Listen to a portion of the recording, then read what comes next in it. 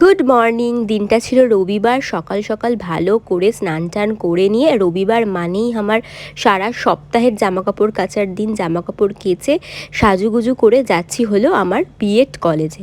আজকে ছিল বিএড কলেজের ফাংশন, তাই জন্য আর যাওয়ার পথে একটু অরিও বিস্কুট খেতে খেতে যাচ্ছিলাম।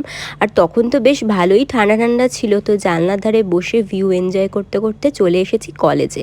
কলেজে এসে দেখি নাচ গান হচ্ছে, আর তারপরে সবচেয়ে বেস্ট যেটা ছিল খাওয়া দাওয়া। বিরিয়ানিটা খেতে দুর্দান্ত ছিল।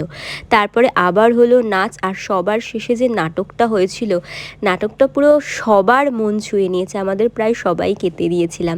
শিক্ষার পরিহাস, সত্যি আমাদের সমাজে শিক্ষা নিয়ে যা পরিহাস করা হয় সেটাই কিছুটা তুলে ধরা হয়েছিল।